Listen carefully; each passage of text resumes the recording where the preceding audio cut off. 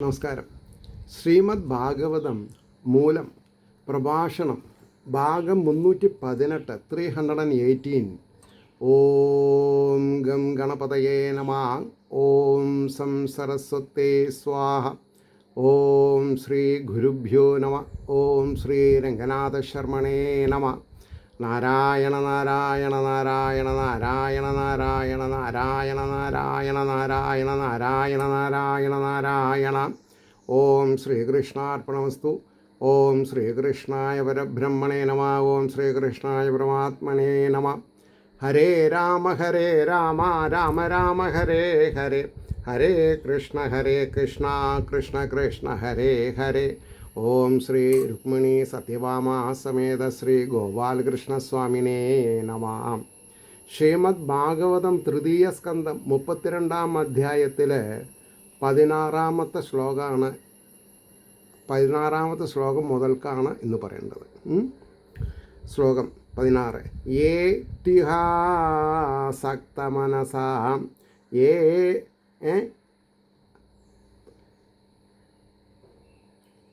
ഇഹാസക്തമനസ കർമ്മസു ശ്രദ്ധയാന്വിതാ കുറുവന്ധ്യ പ്രതിഷിദ്ധാനി നിത്യാന്യവിച കൃഷ്ണശാ. ഈ ലോകത്തിൽ ആസക്ത മനസ്സ എന്നാണ്. യ ഇഹ എന്നാ പറയുക അവിടെ. ആ യ ഇഹ എന്നുള്ളതാണ് ഏ തിഹ എന്ന് പറഞ്ഞത്. അപ്പോൾ യാ ഇഹ ആസക്ത മനസ, യാ ഇഹ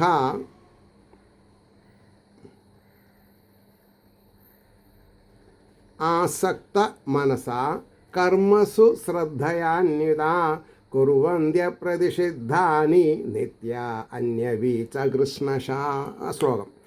ഈ ലോകത്തിൽ ഏറ്റവും ആഗ്രഹമുള്ള മനസ്സോടുകൂടിയവരും കർമ്മങ്ങളിൽ ശ്രദ്ധയോടുകൂടിയവരുമായിരിക്കുന്ന യാതൊരുത്തർ പ്രതിഷേധിക്കപ്പെടാത്തവയും നിത്യാന്യഭി എന്ന് പറഞ്ഞാൽ നിത്യാനി അഭി എന്നാ പറയാം. അപ്പോൾ പറയണു, അതെ, പ്രതിഷേധിക്കപ്പെടാത്തവയും നിത്യങ്ങളായിരിക്കുന്നവയും സമസ്തമായിട്ട് ചെയ്യുന്നുവോ, എല്ലാം കൂടി ചെയ്യുന്നുണ്ടോ, ചെയ്യുന്നില്ലേ എന്നുള്ള അർത്ഥം വരും. ഇനി ഭാവാർത്ഥം നോക്കിക്കോളൂ. ഈ ലോകസുഖഭോഗങ്ങളിൽ അത്യന്തം ആസക്തിയുള്ള യാതൊരുത്തർ അതാത് ആഗ്രഹങ്ങളെ സാധിപ്പിക്കുന്നതിനായി നിശ്ചയിക്കപ്പെട്ടവയും വേദത്താൽ നിഷേധിക്കപ്പെടാത്തവയുമായ കാമ്യകർമ്മങ്ങളെയും സന്ധ്യാവന്ദനാദികളായ നിത്യകർമ്മങ്ങളെയും അത്യന്തം ശ്രദ്ധയോടുകൂടെ അനുഷ്ഠിക്കുന്നുവോ? ഇവിടെയാണ് നമ്മൾ പരാജയപ്പെട്ടത്. നമ്മൾക്ക് അനുഷ്ഠാനങ്ങളില്ല. ഓണമായിക്കോട്ടെ, തിരുവാതിര ആയിക്കോട്ടെ, വിഷു ആയിക്കോട്ടെ. ഓണത്തിന് കുറച്ച് നേന്ത്രപ്പഴം വേണം, ഫോർക്കട്ട് ഉപ്പേരി വേണം, പപ്പടം വേണം. അനുഷ്ഠാനം എവിടെ? തിരുവാതിരയ്ക്ക് അതേമാതിരി തന്നെ, വിഷുവിനും അതെ അല്ലേ? അവിടേക്ക് തന്നെ പരാജയം. ഇനി 17-ാമത്തെ ശ്ലോകം. രജസ കുണ്ഠമനസാ കാമാത്മനോ അജിതേന്ദ്രിയ പിതॄൻ യജന്ധ്യാനുദിനം ഗൃഹേഷഭിരദാശയാ. രജോ ഗുണത്താൽ വിക്ഷിപ്തമായിരിക്കുന്ന മനസ്സോടുകൂടി, അതായത് വിക്ഷിപ്തം എന്ന് പറഞ്ഞെങ്കിൽ മായയ്ക്ക് അടിമപ്പെട്ട മനസ്സെന്ന് അർത്ഥം പറയാം. അപ്പോൾ വിക്ഷിപ്തമായിരിക്കുന്ന മനസ്സോടുകൂടിയവരും ആഗ്രഹമുള്ളവരും ഇന്ദ്രിയങ്ങളെ ജയിക്കാത്തവരും ഗൃഹങ്ങളിൽ ആഭിമുഖ്യേന രമിക്കുന്നവരുമായ യാതൊരുവൻ എല്ലാ ദിവസവും പിതൃക്കളെ യജിക്കുന്നുവോ? ഇല്ല. പിതൃക്കളെ ഓം മാതൃഭ്യോ നമ, ഓം പിതൃഭ്യോ നമ, ഓം ആചാര്യദേവതാഭ്യോ നമ, മാതൃഭ്യോ നമ, പിതൃഭ്യോ നമ, ആചാര്യായ നമ അല്ലേ? ഈ 3 പേർക്കും എന്ത് വേണമെന്നാണ് പറഞ്ഞത്? ശുദ്ധോദകം കൊടുക്കണം എന്നാ. എവിടെ കുളിക്കണം വിചാരിച്ചാൽ അവിടെ. എപ്പോൾ കുളിക്കണം? നേരത്തെ കുളിക്കണം. ഇതൊന്നും ചെയ്യാതെ സപ്താഹം നടത്തിയിട്ട് വല്ല കാര്യം വരുമോ? ഇല്ല. അപ്പോൾ രജോ ഗുണം അധികരിക്കുക നിമിത്തം വിഷയങ്ങളെക്കുറിച്ച് ചലിക്കുന്ന മനസ്സോടുകൂടിയവരാകയാൽ, അതായത് എന്താണെന്നാ പറയുക, ഏകാഗ്രത ഇല്ലാത്തവർ, ചലിക്കുന്ന മനസ്സോടുകൂടിയവരാകയാൽ എപ്പോഴും ഓരോന്നിനെ ആഗ്രഹിക്കുന്ന സ്വഭാവമുള്ളവരും. അതാണ് ഒന്നാം ദിവസം ഇന്ന പൂജ ഇന്ന വഴിപാട് ചെയ്താൽ ഇന്ന ഗുണം എന്ന് പറയുന്ന ആചാര്യന്മാരുടെ മുഷ്കാണ് ഇതൊക്കെ തെറ്റിപ്പിക്കുന്നത്, ഇല്ലേ?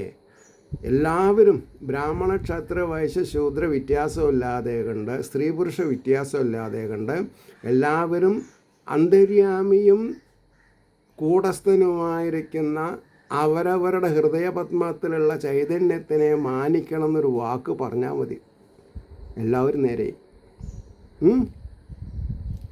അപ്പോൾ എപ്പോഴും ഓരോന്നിനെ ആഗ്രഹിക്കുന്ന സ്വഭാവമുള്ളവരും ഇന്ദ്രിയങ്ങളെ ജയിക്കാത്തവരും ഗൃഹസുഖങ്ങളിൽ ഏറ്റവും ആനന്ദിക്കുന്നവരുമായ യാതൊരുവർ നിത്യവും ശ്രാദ്ധാദികളായ പൂജാവിധികളാൽ പിതൃദേവന്മാരെ പൂജിക്കുന്നുവോ? ചെയ്യുന്നില്ല. പൂജിച്ചിട്ടും കാര്യമില്ല, കാരണം അനുഷ്ഠാനമില്ല. ഇനി 18ാമത്തെ ശ്ലോകം.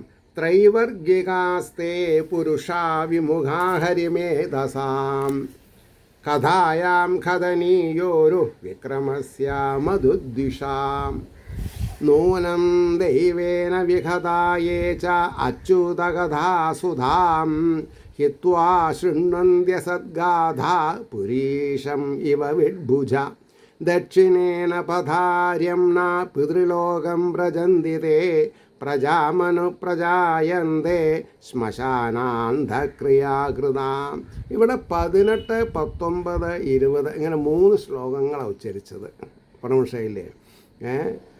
അപ്പോൾ അതിൻ്റെ 3 വാക്കാർത്ഥം പറയുമ്പോൾ ത്രിവർഗത്തെ മാത്രം ശ്രദ്ധിക്കുന്നവരും, അതായത് ധർമ്മം അർത്ഥം കാമം മാത്രം ത്രിവർഗം.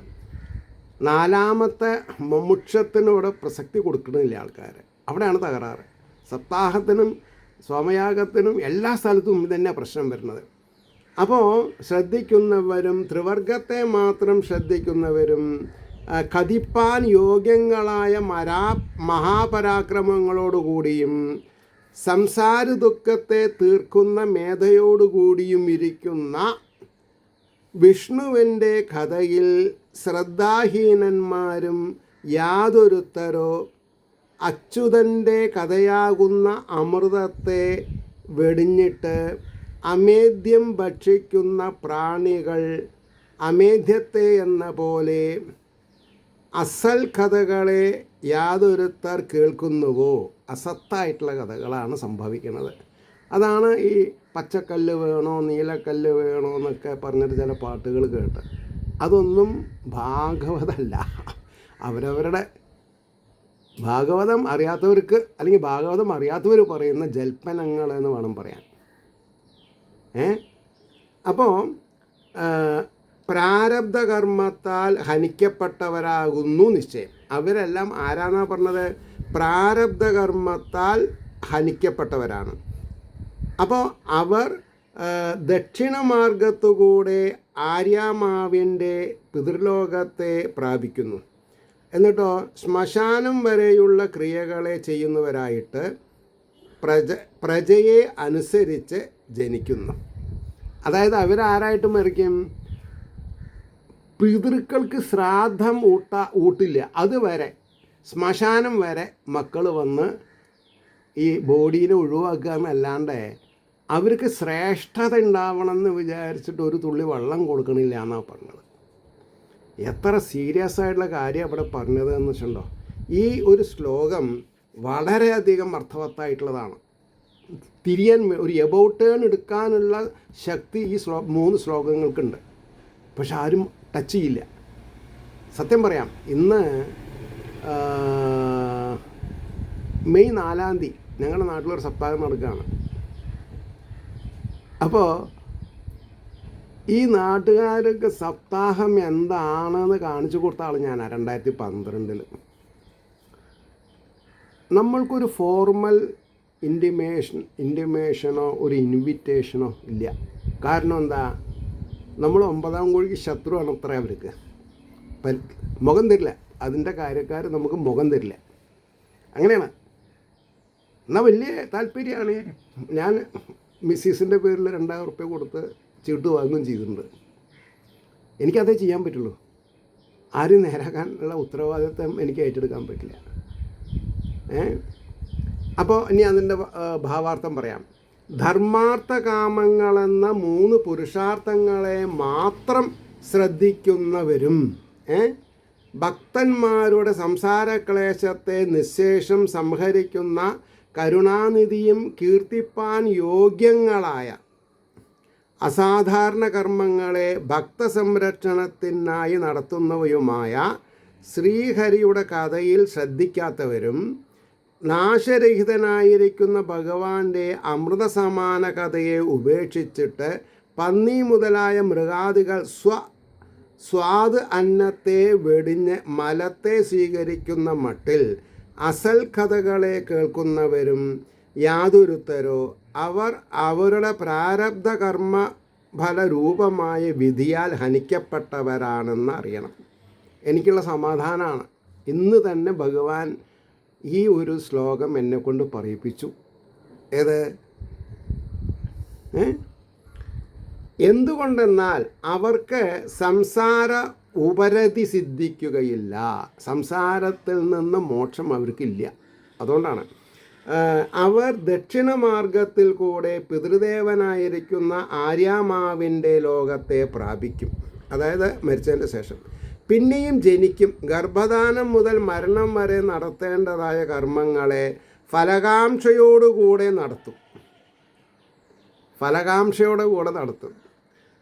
മരിക്കും, പിന്നെയും ജനിക്കും. ഇങ്ങനെ സംസാര ചക്രഭ്രമണം തുടർന്നു കൊണ്ടിരിക്കുന്നതല്ലാതെ ഈ ഗതിക്ക് ഒരു അവസാനവുമില്ല എന്നാണ് പറഞ്ഞത്. അപ്പോൾ ഈ 598 ത്രിവർഗം ഇമ്പോർട്ടൻ്റ് ആണത്. ഇനി 21-ാമത്തെ ശ്ലോകം നോക്കുക. തതസ്തേ ക്ഷീണ സുഹൃത പുനർലോകം ഇമം സതി പതന്തി വിവശാ ദേവേ സദ്യോ വിഭ്രംശിതോദയാ. അതിൻ്റെ എന്താ അർത്ഥം പറയാം?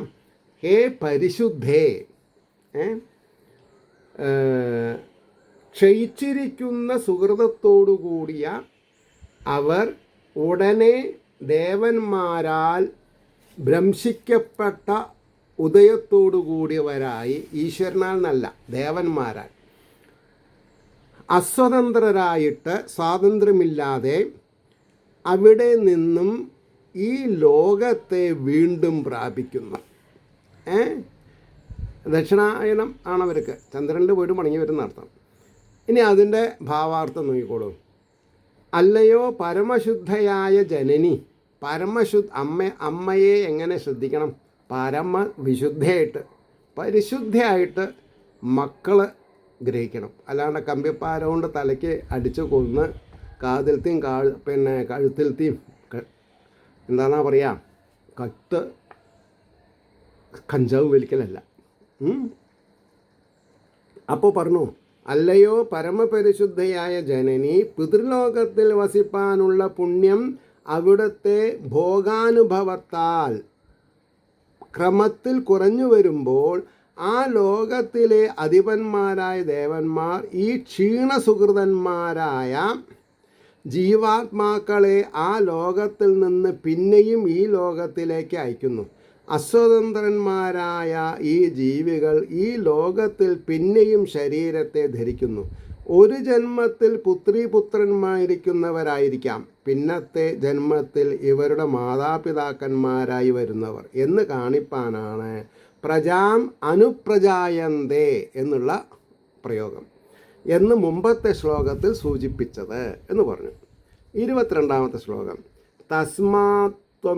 തസ്മാത് ത്വം സർവഭാവേന ഭജസ്വ പരമേഷ്ഠിനം തദ്ഗുണാശ്രയാ ഭക്ത്യാ ഭജനീയ പദാംബുജം.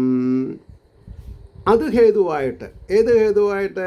മുന്നത്തെ ശ്ലോകത്തിൽ പറഞ്ഞിട്ടുള്ള അസ്വതന്ത്രന്മാരായിട്ടുള്ള ജീവിതരീതി കാരണമായിട്ട് ഭവതി ഭജിപ്പാൻ യോഗ്യമായ പാദപത്മത്തോടു കൂടിയ പരമേശ്വരനെ അവൻ്റെ ഗുണങ്ങളെ ആശ്രയിച്ചാലുണ്ടാകുന്ന പരമപ്രേമത്തോടെ, വളരെ ഇമ്പോർട്ടൻ്റ് ആണത്, പരമപ്രേമത്തോടെ സർവാത്മഭാവത്തിൽ ഭജിച്ചാലും, there is no other way, സർവാത്മഭാവത്തിൽ തന്നെ ഭഗവാനെ ഭജിക്കണം.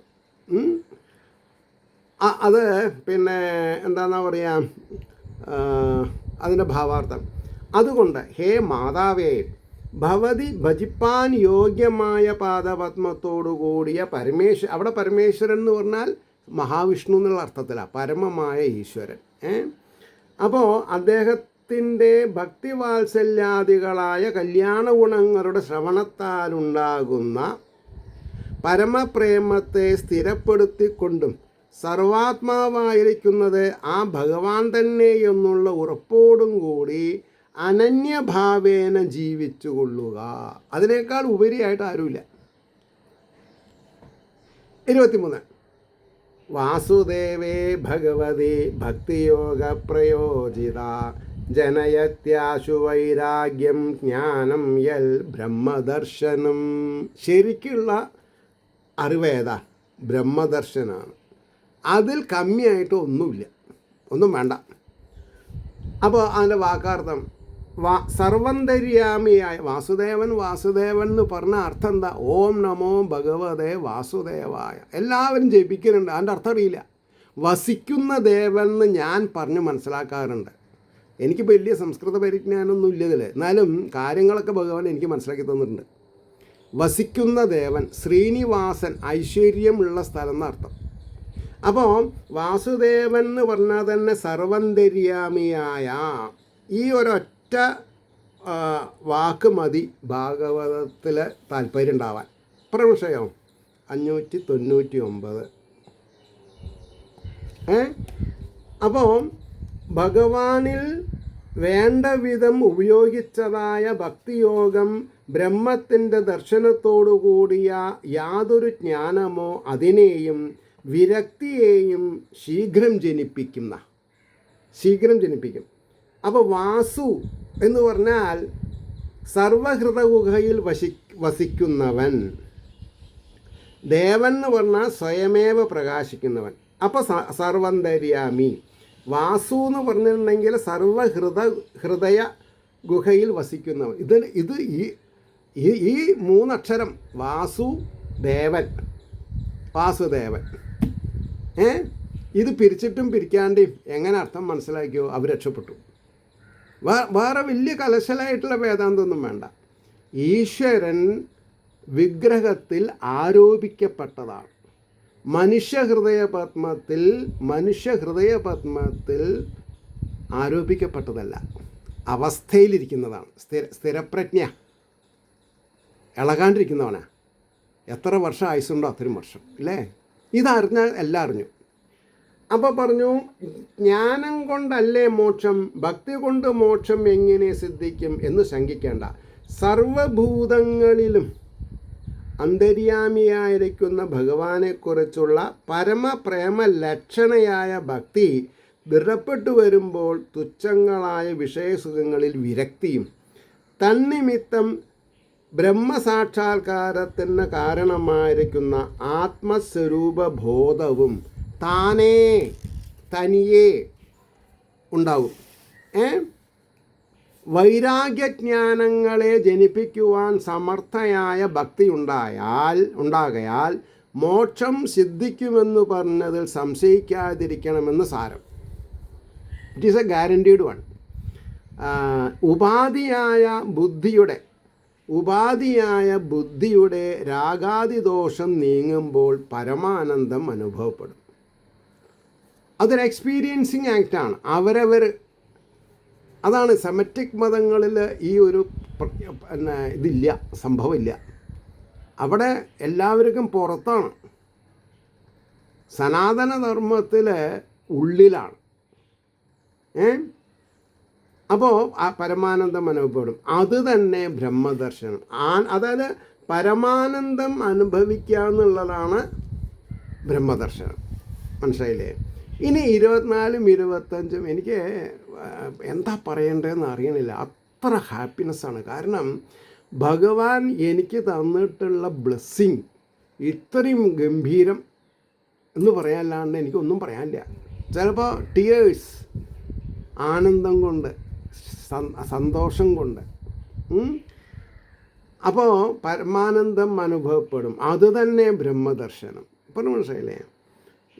യത് ആസ്യ ചിത്തമർത്ഥേഷു സമേഷ് ഇന്ദ്രിയവൃത്തിഭി ന വിഗ്രഹണാദി വൈഷമ്യം പ്രിയം അപ്രിയമിത്യുതാം സ തദൈവ ആത്മാനം നിസ്സംഗം സമദർശനം. ഹേയോപാദേയരഹിതം ആരൂഢം പദം വീക്ഷതേ. ശരിക്കും പറയുകയാണെങ്കിൽ ഏകാദശ സ്കന്ധത്തിലുള്ള ബ്രഹ്മദർശനത്തിൻ്റെ ഉപാധികൾ അല്ലെങ്കിൽ എന്താണ് പറയുക, വേദാന്ത സത്യങ്ങൾ തന്നെയാണ് തൃതീയ സ്കന്ധത്തിൽ. ഇപ്പോൾ ഏതെങ്കിലും ഒരാൾ തൃതീയ സ്കന്ധം വായിച്ച് മരണമടഞ്ഞു വിചാരിക്കുക, ഏകാദശം പഠിച്ച് പാസ്സായ ആളുടെ ഗുണം മോക്ഷം ഈ തൃതീയ സ്കന്ധം പഠിച്ച ആൾക്ക് കിട്ടും. അത്രയും ക്രിസ്റ്റൽ ക്ലിയറാണ്. ഏകാദശ സ്കന്ധത്തിൽ 24 ഗുരുക്കന്മാരെ പറ്റിയിട്ടും അതേപോലുള്ള തത്വദർശനങ്ങൾ പറയുന്നുണ്ടല്ലോ. അതിനേക്കാൾ ഒട്ടും പിന്നിലല്ല ഈ സാഖ്യയോഗ പ്രദർശനം. സാഖ്യയോഗത്തെ പറ്റിയിട്ടുള്ള പ്രത്യാശ നിലനിർത്തുക വേണ്ടിയിട്ട് അല്ലേ. അപ്പോൾ അതുകൊണ്ടാണ് ഞാൻ ഹാപ്പിയാണെന്ന്. കാരണം ഞാൻ അറച്ചറച്ച് നിൽക്കുകയായിരുന്നു. എന്തിനപ്പോൾ ഇത്? ഞാൻ സുബ്രഹ്മണ്യൻ തിരുമ്പുമ്പിൻ്റെ ഭാഗവതം, അതേമാതിരി മുഴങ്ങോട്ട് പിള്ള കൃഷ്ണപ്പിള്ളയുടെ ഭാഗവതം, തുഞ്ചത്തെഴുത്തച്ഛൻ്റെ ഭാഗവതം ഒക്കെ പഠിച്ചു. ഇതും പഠിച്ചു. പക്ഷെ ഇത് ഞാൻ പറഞ്ഞില്ല. അപ്പോൾ ഭഗവാൻ എൻ്റെ താല്പര്യം അറ്റ് ഇറ്റ് സ്പീക്കാക്കാൻ വേണ്ടിയിട്ടാണ് ഇതിങ്ങനെ പെൻഡിങ്ങിൽ വെച്ചത്. അപ്പോൾ ഒരു പരിപക്വതാവസ്ഥയും കൂടിയും ആയി എന്ന് ഭഗവാൻ അറിഞ്ഞപ്പോൾ ഭഗവാൻ you go head, get ready to march എന്നൊരു ചവിട്ട് പറഞ്ഞു. അലയടിക്കുകയാണ്. അപ്പോൾ ഏതൊരു എൻ്റെ ജാതകം എഴുതിയ കുട്ടപ്പ പണിക്കരുടെ 3ാമത്തെ മകൻ്റെ ഭാര്യയാണ് ഇതിന് എന്താണ് പറയുക നിമിത്തം. വാശി പിടിച്ചു ആ കുട്ടി. രാജേട്ടൻ മൂലം പറഞ്ഞു തരണം. ഞാൻ ഇത്രയൊക്കെ ഞാൻ വിജയിക്കുന്നു ഞാൻ വിചാരിച്ചിട്ടില്ല. കാരണം അതാണ് സത്യം. കാരണം ഈ വിജയം ആരാ തരുന്നത്? ഭഗവാനാണ് തരുന്നത്. അപ്പോൾ ഭഗവാൻ നമ്മളെ പരിരക്ഷിക്കാൻ വേണ്ടി ഇത്രയും ആവനാഴിയിൽ അസ്ത്രങ്ങൾ തന്നും കൊണ്ട് അനശ്വരമായിട്ടുള്ളൊരു ആവനാഴി തന്നു എനിക്ക്. എന്നിട്ട് പറഞ്ഞു you just ready to march, ഇനി താൻ തുടങ്ങിക്കോളൂ പറഞ്ഞു. ഞാൻ തുടർന്നു. ഇതന്നെ സത്യം. അപ്പോൾ അത് പോരാ, അത് ഒന്നും കൂടിയും കോൺക്രീറ്റൈസ് ആയിക്കോട്ടെ എന്ന് പറഞ്ഞിട്ടാണ് ഡൽഹിയിൽ നിന്ന് എന്നെപ്പോലെ ഒരു പ്രവാസിയായിട്ടുള്ള ഒരു ക്യാരക്ടർ ഉഷ ഇവിടെ വന്ന് നിർബന്ധമായിട്ട് എനിക്ക് ക്ലാസ് വേണം. അതിന് ഞാൻ അവരെ ഒന്ന് ഇൻകൾക്കേറ്റ് ചെയ്തു. അതായത് ഇതിൻ്റെ പ്രാധാന്യം എന്താണ് താൻ മനസ്സിലാക്കാത്തത് മോശമായി എന്ന് പറഞ്ഞു. അപ്പോൾ പിന്നെ അവരും റെഡി. അപ്പോൾ ഈ ചവച്ചരച്ച തന്നെ എനിക്ക് പിന്നെയും ചവച്ചരയ്ക്കാൻ സാധിച്ചു എന്നുള്ളതാണ്. അപ്പോൾ ഇനി അതിൻ്റെ വാക്കാർത്ഥം പറയാം. ഇവൻ്റെ മനസ്സ് തുല്യങ്ങളായ അർത്ഥങ്ങളിൽ ഇന്ദ്രിയ വ്യാപാരങ്ങളെ കൊണ്ട് പ്രിയം അപ്രിയം, പ്രിയമാണ് അപ്രിയമാണ് എന്ന വിഷമഭാവത്തെ എപ്പോൾ ഗ്രഹിക്കുന്നില്ലയോ, മനസ്സിലാക്കണില്ല. അപ്പോൾ അവൻ അപ്പോൾ തന്നെ മനസ്സുകൊണ്ട് സംഘരഹിതമാവും. സമദർശനം, സമമായ ദർശനത്തോടുകൂടിയും ഉപേക്ഷിക്കത്തക്കതും ഗ്രഹിക്കത്തക്കതുമായ വൈഷമ്യമില്ലാത്തതും എല്ലാറ്റിനും മീതെ ഇരിക്കുന്നതുമായ എല്ലാറ്റിനും മീതെ ഇരിക്കുന്നതുമായ ആരൂഢം എന്ന് പറഞ്ഞാൽ ആത്മാവായിരിക്കുന്ന സ്ഥാനത്തെ കാണുന്നു. പരമാത്മാവ് ഇരിക്കുന്ന സ്ഥാനത്തെ അറിയൽ തൻ്റെ ഉള്ളിലാണ് എന്നുള്ളത് അറിയലാണ് ഏറ്റവും ഗഹനപ്പെട്ടുള്ളത്. ഉപനിഷത്ത് മന്ത്രങ്ങളിലും വേദങ്ങളിലും അടിച്ചു പറയണ സബ്ജക്റ്റ് എന്താ? ഇത് തൻ്റെ ഉള്ളിൽ തന്നെയാണ്. തത്വമസി, അഹം ബ്രഹ്മാസ്മി, പ്രജ്ഞാനം ബ്രഹ്മ, അയമേവ ബ്രഹ്മം. ഈ മഹാവാക്യങ്ങളെ കൊണ്ടാണ് കളിച്ചത്. ഇനി അതിൻ്റെ ഭാവാർത്ഥം: ആത്മസാക്ഷാത്കാര സമർത്ഥമായ ജ്ഞാനം. അതായത് എൻജിനീയറുടെ ജ്ഞാനവും MD-യുടെ ജ്ഞാനവും മോശമല്ല, ചാർട്ടേഡ് അക്കൗണ്ടൻ്റെ ജ്ഞാനവും മോശമല്ല. പക്ഷേ ഭക്തന് മാത്രമാണ് ആത്മസാക്ഷാത്കാര സമർത്ഥമായ ജ്ഞാനം എപ്പോഴും ഉണ്ടാകും. ഉണ്ടായാൽ അറിയുന്നതെങ്ങനെ എന്ന് ഉപദേശിക്കുന്നു. ശബ്ദാദികളായ അർത്ഥങ്ങൾ സമങ്ങളായിരിക്കെ ഇന്ദ്രിയവൃത്തികളോടുള്ള ചേർച്ച നിമിത്തം മനസ്സ് ഈ ശബ്ദം പ്രിയം, ഈ സ്പർശം സുഖകരം, ഇത് അപ്രിയം എന്നിങ്ങനെ ഉണ്ടായിരുന്ന വൈഷമ്യത്തെ എപ്പോൾ ഉപേക്ഷിക്കുന്നുവോ, അതായത് ഉപേക്ഷിക്കാനൊന്നുമില്ല, ആക്സെപ്റ്റ് ചെയ്യാൻ മാത്രമേ ഉള്ളൂ. വിചിന്തനം ചെയ്ത് വിശേഷപ്പെട്ട ചിന്താധോരണിയാൽ ചിന്തിച്ചും കൊണ്ട് ഉപേക്ഷിക്കുന്നു. അപ്പോൾ ചഞ്ചലത എന്ന ദോഷത്തിൽ നിന്ന് വിട്ടിരിക്കുന്ന ഇവൻ്റെ ശുദ്ധമായ ചിത്തം ആത്മസ്വരൂപത്തെ ദർശിക്കുന്നു. ആത്മാവ് നമ്മുടെ ഉള്ളിൽ ഇരുന്നിട്ടും നമ്മൾ ഗുരുവായൂർ പോയിട്ട് ക്യൂ നിൽക്കണു, പിന്നെ പത്മനാഭസ്വാമിയുടെ മുമ്പിൽ പോയിട്ട് ക്യൂ നിൽക്കണു, തിരുമല ദേവസ്ഥാനത്ത് പോയിട്ട് ക്യൂ നിൽക്കണു, ശബരിമലയിൽ പോയി ക്യൂ നിൽക്കണു. എവിടെയൊക്കെ പോരുണ്ടോ അവിടെയൊക്കെ തത്വമസിന്ന് എഴുതി വെച്ചിട്ടുണ്ട്. പക്ഷേ അത് പ്രാവർത്തികമായ രീതിയിൽ ആ ചൈതന്യം എൻ്റെ കയ്യിൽ എൻ്റെ ഉള്ളിലുണ്ടെന്നുള്ള ദൃഢഭക്തി വരാത്തതാണ് പ്രശ്നം മുഴുവൻ. അത് വന്നു കഴിഞ്ഞാൽ രക്ഷപ്പെട്ടു. അപ്പോൾ ആത്മസ്വരൂപത്തെ ദർശിക്കുന്നു. ചിത്തത്തിൽ ആത്മസ്വരൂപം അനുഭവപ്പെട്ടാൽ രക്ഷപ്പെട്ടു. അപ്പോൾ ആത്മാവ് ശബ്ദാദി വിഷയങ്ങളോട് ചേരാതെ എങ്ങും സമമായും എല്ലാറ്റിനെയും പ്രകാശിപ്പിക്കുന്നതായും ഇരിക്കുന്നുവെന്നും ഇതിൽ ഗ്രഹിക്കത്തക്കതോ ആയിട്ടൊന്നുമില്ലെന്നും ഒന്നോടും ചേരാതെ സർവ അതീതമായിരിക്കുന്ന എല്ലാറ്റിനും മേലെ ഇരിക്കുന്ന പരമപദം അതുതന്നെ എന്നും അറിയുന്നു. ഈ അറിവ് തന്നെ ആത്മസാക്ഷാത്കാരം എന്ന് പറയപ്പെടുന്നത് എന്ന് പറഞ്ഞു. ഇനി 26-ാമത്തെ ശ്ലോകം ഉച്ചരിച്ച് അതിൻ്റെ വാക്കാർത്ഥവും ഭാവാർത്ഥവും പറഞ്ഞിട്ട് നിർത്താം. അപ്പോൾ എന്താണത്? ജ്ഞാനമാത്രം പരം ബ്രഹ്മാം പരമാത്മേശ്വര പുമാൻ ദൃശ്യാദേവി പൃഥക് ഭാവേ ഭഗവാൻ ഏക ഈയതേ. ജ്ഞാനസ്വരൂപമായിരിക്കുന്ന സർവോപരിഷ്ടമായ ബ്രഹ്മം, പരമാത്മാവ്, ഈശ്വരൻ, ഭഗവാൻ എന്ന നാമങ്ങളാൽ ഒരുവൻ തന്നെ ദൃശ്യം മുതലായ ഭിന്നഭാവങ്ങളാൽ കാണപ്പെടുന്നു. പല വിഗ്രഹങ്ങളും കാണുമ്പോൾ പലതായിട്ട് തോന്നുന്നു. പക്ഷേ മനസ്സ് എന്തിനുള്ളതാൽ, ബുദ്ധി എന്തിനാ? വിശേഷണം ഗ്രഹിച്ച ഒന്നേ ഉള്ളൂ. കാണുന്നതൊക്കെ നാരായണ പ്രതിമ എന്നുള്ള അവസ്ഥയിലേക്ക് വരും.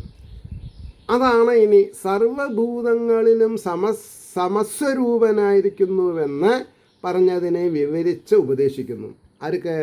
ദേവഹൂതി എന്ന അമ്മയ്ക്ക് തൻ്റെ മകനായിരിക്കുന്ന സാഖ്യ യോഗത്തിൻ്റെ പ്രയോജനം ചെയ്യുന്ന ആളെന്നർത്ഥം. അപ്പോൾ ജ്ഞാനമാകുന്ന സ്വരൂപത്തോടു കൂടിയ പരമാർത്ഥ വസ്തു ഏകം മാത്രം. അത് ദൃശ്യം, ദൃഷ്ടാവ്, ദർശനാദികൾക്ക് ഉപയോഗമായിരിക്കുന്ന നേത്രാദികളായ ഇന്ദ്രിയങ്ങൾ എന്ന രൂപത്തിൽ അനേകമായി കാണപ്പെടുന്നു. ആ ഏക പരമാർത്ഥ വസ്തുവിനെ തന്നെ ഉപനിഷത്തിൽ ബ്രഹ്മം എന്നും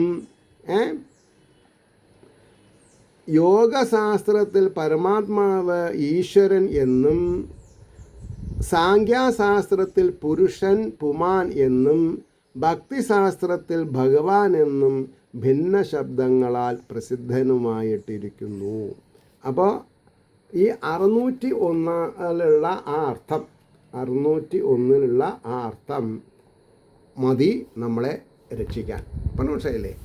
അപ്പോൾ ഏവർക്കും ശ്രീഹരിയുടെ അനുഗ്രഹാശിസ്സുകൾ നിർലോഭം ഉണ്ടാവട്ടെ എന്ന് പ്രാർത്ഥിക്കാം. അതിനോടുകൂടി ലോകാസമസ്ത സുഖിനോ ഭവന്തു ആയിരിക്കട്ടെ നമ്മുടെ ഓരോരുത്തരുടെയും പ്രാർത്ഥന എന്ന് സ്മരിച്ചുകൊണ്ട് വാക്കുകൾ ഉപസംഹരിക്കുന്നു. നമസ്കാരം. നാളെ കാണാം.